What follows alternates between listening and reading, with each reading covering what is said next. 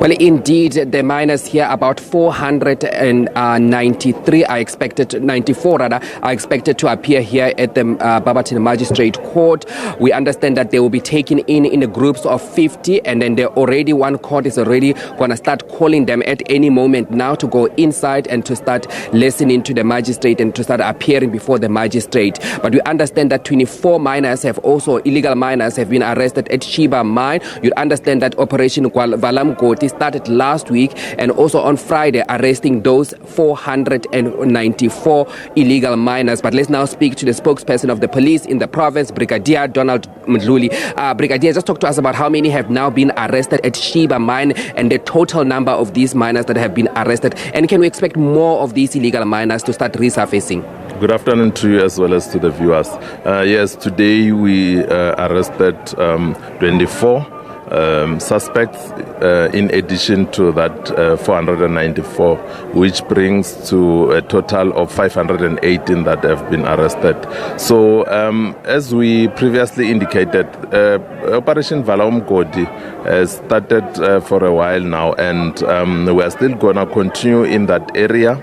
As we were focusing directly as from Monday last week to focus on that particular mine after getting information that there were illegal mining activities that were taking place parallel to the legal one that was taking place. So people should expect more, because remember, at first we indicated from our engagement with the mine security personnel that there were about 1,000 of these suspects that were underground, but however, only at that time 494 resurfaced, and we also indicated that we are gonna recheck and re-strategize and ensure that we make sure that the rest are arrested and are brought to the surface. Hence, even today during the arrest, something that is interesting, we also found a firearm with ammunition, and they are being processed now. There could be more other items that could be found with the suspect that were arrested today.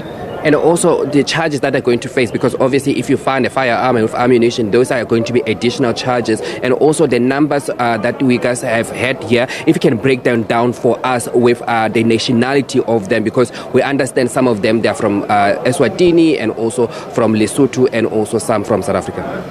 Yes, you are quite right. There will be additional charges in terms of when you are found illegally with a firearm and ammunition. That will be a charge that will be laid against one that they found. So the rest also, it will depend on what they will find from those. With regard to the nationalities of the suspects that were arrested, there are those that are coming from Zimbabwe. There are those majority that are coming from Mozambique.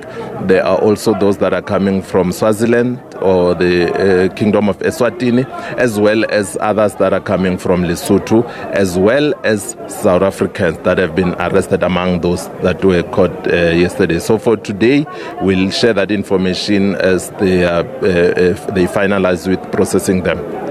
And also just talk to me about obviously now they will also have to appear maybe tomorrow or during this week. Just talk to us about these miners that have been arrested here. What will happen after now? The processes of now they appear in court, they are being charged. Are we going to deport them? And also because we understand some of them, they are re-offenders and they have been also appearing in a number of courts. With regard to that, remember, the matter will now be in the hands of the court. The court should give further directives in the decision that they will take, and we have to comply with whatever. However, we were not actually looking for them to be released, because we've got charges in terms of, like I indicated, some were found, those 494 in possession of gold-bearing material. And we believe that as well as those that were found to have trespassed as well as contravened the Immigration Act of South Africa. So those are the charges that we have. But as the investigation continues, as well as the collaboration that we have with our prosecutors through the National Prosecution Authority, we believe that the further charges might be laid against them. Quickly, are you guys going to allow the police to go underground to start maybe pushing these people out? Because you said on Friday that those people, you've cut off their supplies in terms of food, in terms of water, but now are you going to allow the police to go inside and start pushing them out? Because the mine is saying that there is no one underground, but then there are people resurfacing even today. Are you going to send your men and women in blue underground to start fetching these people? Remember, we indicated that this is an engagement. We are involving the mine security. Initially, they are the ones that gave us that number of 1,000, of which it never reached. We had almost half. Now we have surpassed that half. And we are also working in collaboration with the Department of Minerals and Energy, as well as Home Affairs and other law enforcement agencies. So it will be guided by the engagement, because what stands is that Operation Vala Umgodi will continue until we are satisfied that illegal mining activities are not happening in our province as well as throughout the country. So I think let's give that team a chance to be able to assist us, because those people from the mine, they are more experts in terms of the operation, how things work. So we'll be guided, and the decision will be taken thereafter. Brigadier, thank you so much. That was Brigadier Donald Mutlu speaking to us about the 24 illegal miners that have now been arrested in Sheba Mine, at Sheba Mine, bringing now the number to over 500.